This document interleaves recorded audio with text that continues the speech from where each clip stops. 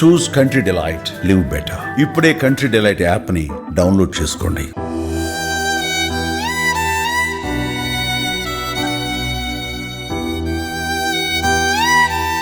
ఇటీవల కాలంలో హెల్దీగా ఉండాలని ప్రతి ఒక్కరూ భావిస్తున్నారు.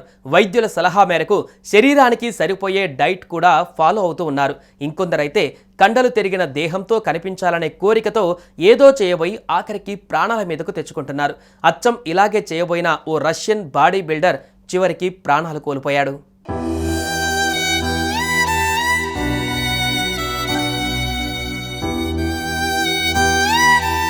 నికితా తకుచుక్ ఇతను ప్రముఖ రష్యన్ బాడీ బిల్డర్. వయస్సు కేవలం 35 350 కిలోల డెడ్ లిఫ్ట్, 360 కిలోల స్క్వాట్ మరియు 210 కిలోల బెంచ్ ప్రెస్తో కేవలం 21 సంవత్సరాల వయసులోనే రష్యాలో మాస్టర్ ఆఫ్ స్పోర్ట్స్ టైటిల్ను గెలుచుకున్నాడు.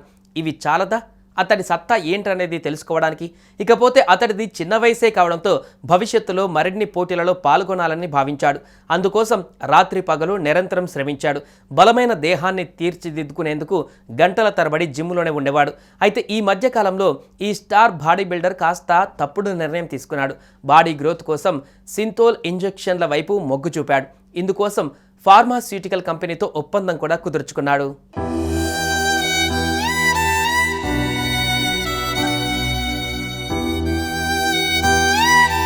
అలా కొన్ని రోజులు వాడాడు. కండరాల పరిమాణం కూడా పెరిగింది. కానీ కంపెనీ నిబంధనల ప్రకారం ఇంజెక్షన్ తీసుకోలేదు. ఇదే అతని ఆరోగ్యంపై చెడు ప్రభావాన్ని చూపింది. రాను రాను నికితా చుకుచ్ ఆరోగ్యం పూర్తిగా క్షీణించింది. కరోనా వైరస్ సోకడంతో ఆ ప్రభావం అతడి ఆరోగ్యంపై మరింత చూపించింది. కుటుంబ సభ్యులు ఆసుపత్రికి తీసుకువెళ్లారు. బాడీ గ్రోత్ కోసం అతడు వాడిన సింథోల్ ఇంజెక్షన్ కారణంగా కిడ్నీలు, ఊపిరితిత్తులు పూర్తిగా చెడిపోయాయని వైద్యులు తెలిపారు. అలా కొన్ని రోజులు గడిచిందో లేదో చికిత్స పొందుతూ ఈ స్టార్ బాడీ బిల్డర్ నికితా చుకుచ్ ఇటీవల ప్రాణాలు కోల్పోయారు.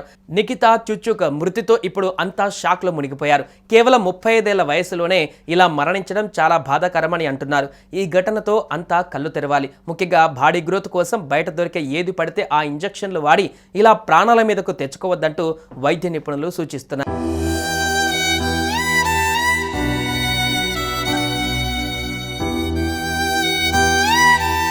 సుమన్ టీవీలో మీ పర్సనల్ అండ్ బిజినెస్ ప్రమోషన్స్ కోసం కింది నెంబర్కి కాంటాక్ట్ చేయండి.